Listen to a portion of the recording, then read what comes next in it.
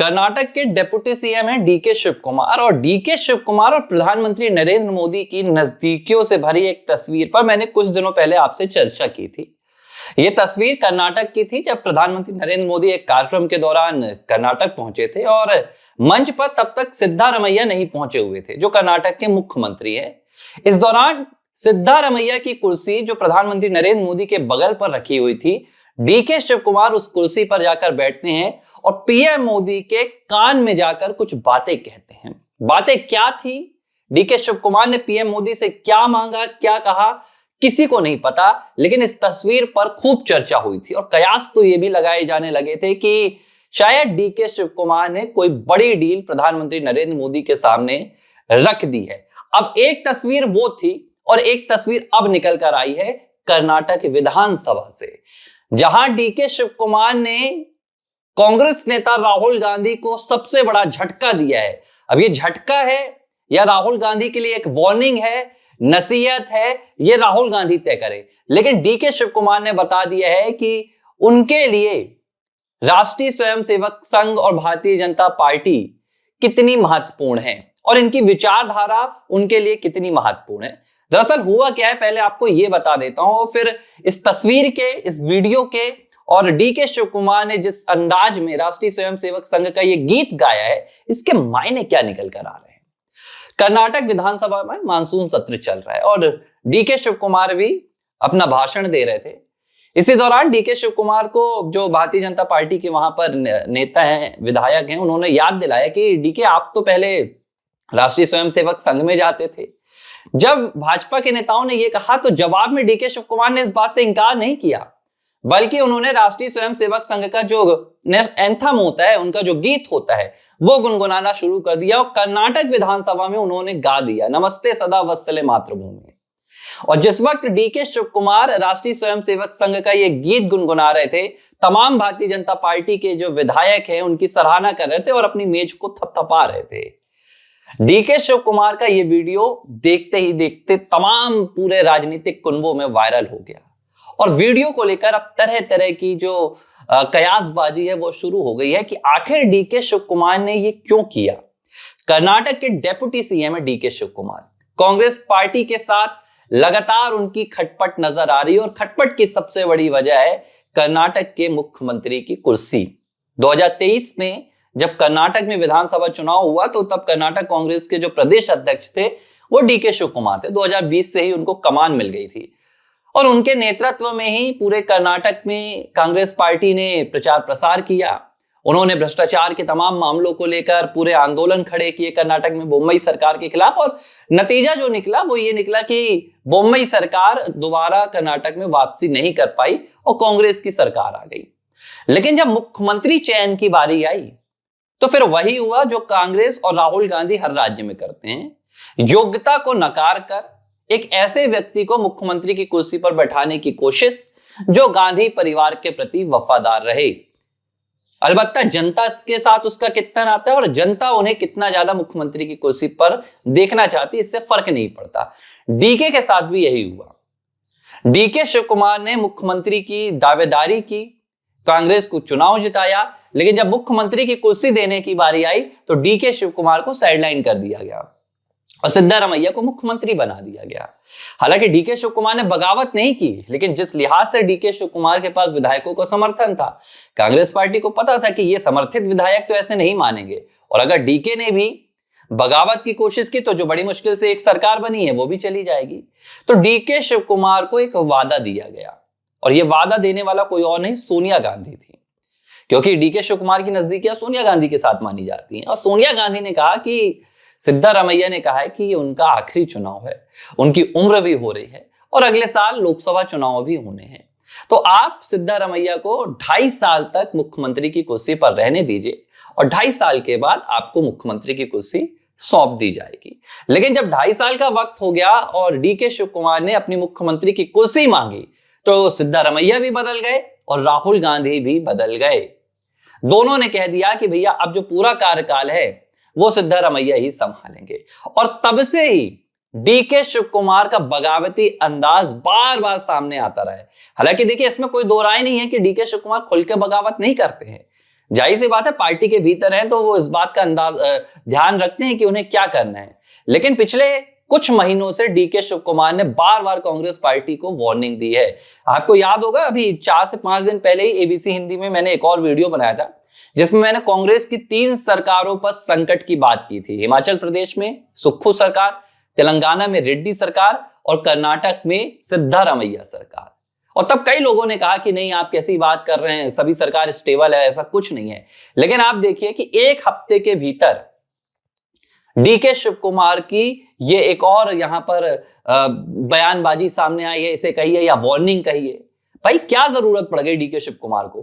क्या डीके इस बात से अनजान है कि जिस राष्ट्रीय स्वयंसेवक संघ के गीत डीके शिव कुमार कर्नाटक की विधानसभा में गुनगुना रहे हैं, उसी राष्ट्रीय स्वयंसेवक संघ के खिलाफ कांग्रेस की पूरी राजनीति है। उसी राष्ट्रीय स्वयंसेवक संघ के खिलाफ राहुल गांधी पिछले 20 सालों से राजनीति कर रहे हैं। राष्ट्रीय स्वयंसेवक संघ की सराहना करने पर राहुल गांधी आग बबूला हो जाते हैं। यहां तक कि पार्टी के भीतर के नेताओं को उन्होंने आरएसएस के साथ मिला हुआ तक बताया है, गुजरात में बताया है, कई राज्यों में बताया है। और ऐसे में डीके शिव कुमार ने आखिर ऐसा क्यों किया, इसे लेकर कई बातें चल रही हैं। अब कुछ दिन पहले की वो तस्वीर आपको याद होगी जो मैंने बताया कि पीएम मोदी से मुलाकात। इससे पहले जब महाकुंभ आया था, महाकुंभ के दौरान भी ऐसी एक तस्वीर आई थी जब डीके शिव कुमार ने कांग्रेस हाईकमान को चुनौती दी थी। पूरे महाकुंभ को कांग्रेस पार्टी और विपक्ष के कई नेताओं ने बॉयकॉट किया। ममता बनर्जी ने मृत्यु कुंभ कहा, मौत की गंगा जैसे शब्दों का इस्तेमाल आपके मल्लिकार्जुन खड़गे ने किया, और राहुल प्रियंका सभी महाकुंभ से नदारद रहे। बावजूद इसके डीके शिव कुमार महाकुंभ में जाते हैं परिवार समेत और मां गंगा में डुबकी लगाकर आते हैं। डीके शिव कुमार ने साफ कहा था कि देखिए, ये मेरी व्यक्तिगत आस्था का विषय है, मैं कहां जाना चाहता हूं, किस सम्मेलन में जाना चाहता हूं, इससे मुझे फर्क नहीं पड़ता है। और ठीक महाकुंभ के बाद एक कार्यक्रम हुआ। यह कार्यक्रम कोयम्बटूर में सदगुरु के आश्रम में हुआ था और कार्यक्रम में गृह मंत्री अमित शाह भी पहुंचे थे और कर्नाटक के डिप्टी सीएम यानी कि डीके शिव कुमार भी मौजूद थे। और जब दोनों को एक साथ मंच पर देखा गया तो कांग्रेस पार्टी के हाईकमान से यह सहन नहीं हुआ। भाई, अमित शाह के साथ अगर डीके शिव कुमार मंच साझा कर रहे हैं तो ये कांग्रेस पार्टी कैसे देख सकती है? और कांग्रेस के कई नेताओं ने इसकी आलोचना की। लेकिन डीके शिव कुमार ने इससे कहा कि भाई, ये जो कार्यक्रम है सामाजिक कार्यक्रम था, कर्नाटक का कार्यक्रम था, अमित शाह को भी आमंत्रित किया गया था, मुझे भी आमंत्रित किया गया था। लेकिन उस दिन बात हुई थी, कर्नाटक से लेकर दिल्ली तक सियासी हलकों में यह बात चली थी कि यह कार्यक्रम और एक मंच पर अमित शाह और डीके शिव कुमार का पहुंचना ये इत्तेफाक नहीं था। और कहीं ना कहीं डीके शिव कुमार की नजदीकियां बीजेपी की तरफ लगातार बढ़ती जा रही थी। उस वक्त उन्होंने अमित शाह से मुलाकात की, हाल ही में प्रधानमंत्री मोदी से मुलाकात की और अब विधानसभा में उन्होंने राष्ट्रीय स्वयंसेवक संघ का एंथम ही गा दिया।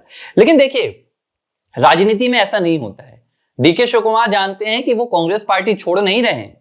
अगर डीके शिव कुमार को कांग्रेस पार्टी छोड़ना होता तो वो सीधे जाकर कांग्रेस पार्टी से इस्तीफा देते और भारतीय जनता पार्टी में अपने समर्थित विधायकों को लेकर चले जाते। ये एक राजनीतिक चाल होती है। डीके शिव कुमार को चाहिए है मुख्यमंत्री की कुर्सी, और मुख्यमंत्री की कुर्सी हासिल करने के लिए उन्हें हाईकमान को देनी हो रही है चुनौती, क्योंकि भाई हाईकमान अब अपने सिद्धारमैया को छोड़ने के लिए तैयार नहीं है।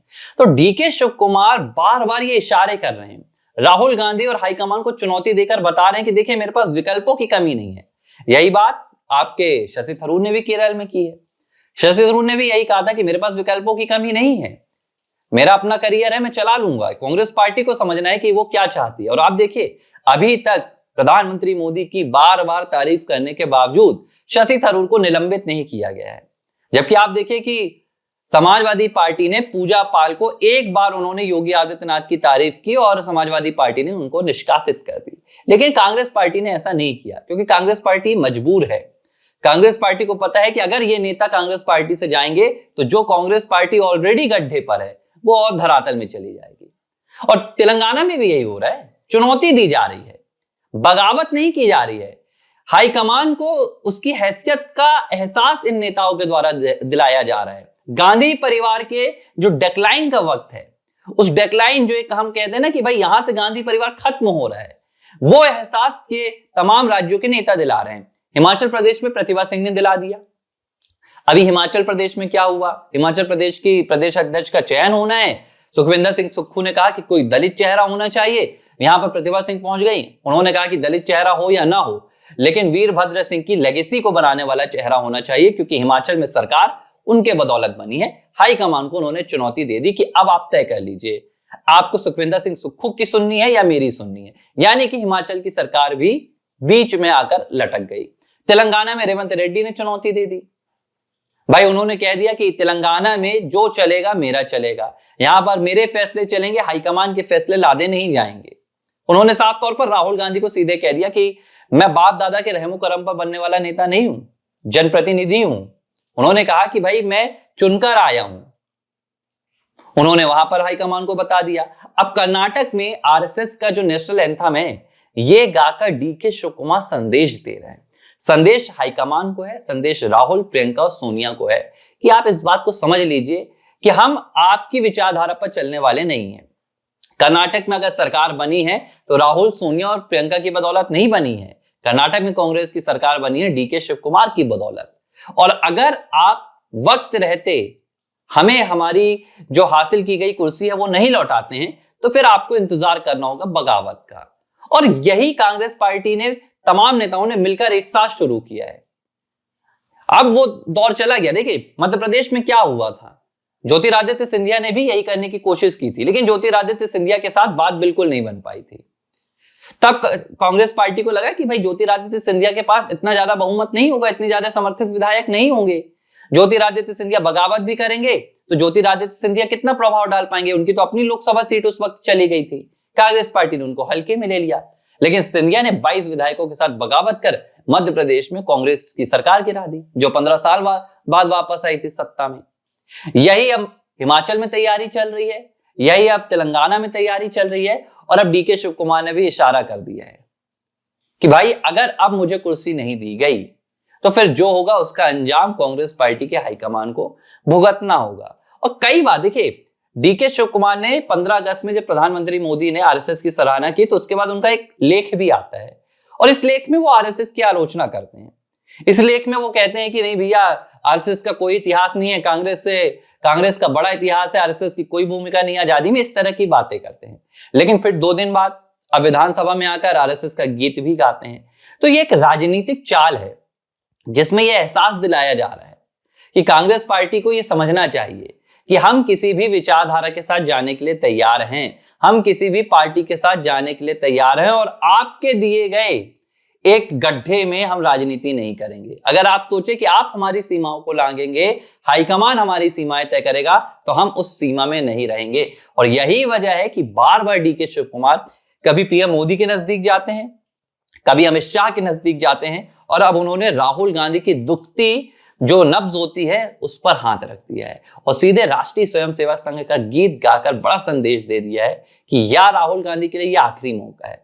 अगर अब राहुल गांधी नहीं संभलते हैं तो कांग्रेस पार्टी को कर्नाटक की सत्ता से भी हाथ धोने में देर नहीं लगेगी।